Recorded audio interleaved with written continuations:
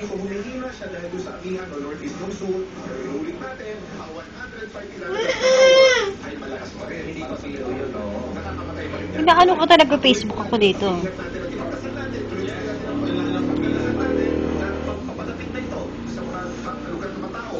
Lalo po sanang malusaw at lalo pa humina itong pagdalalan. Especially sa mga taga-Batangas, no? Yung sinasabi mo kasi doon ngayon papunta galing Nasa Marinduque ngayon, ito'y west-northwest, pag 8 o'clock o 10 o'clock, ito yung pinakamalapit sa Metro Manila dahil e-exit ito ng Batangas. Hindi na Mindoro.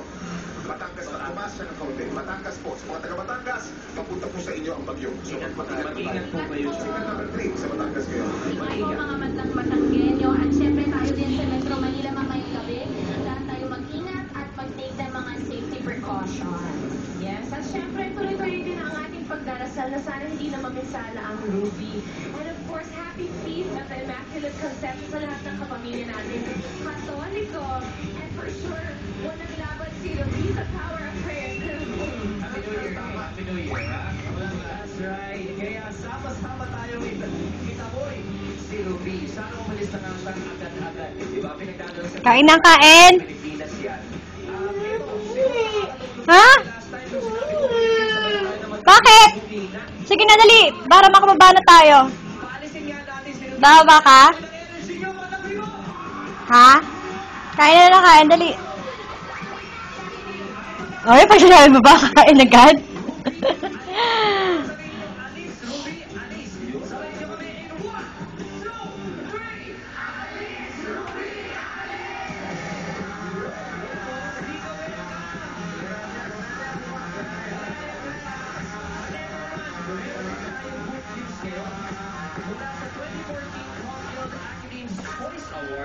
Congratulations, Miss Ann Curtis. Napili bilang most admired female endorser. Na ano ka ba? Paano ba nasabi meron? Ano? Paano ba nasabi? Sa lahat ng bumoto sa Guild Academy, maraming salamat po sa inyong lahat. I'll continue to do my best to be the best endorser that I can be. Maraming salamat po. Kain na kain. Yes, it's BNN and of course it's Showtime. And of course, to all the well-respected companies that chose me as their endorser, maraming salamat din. Ngiti.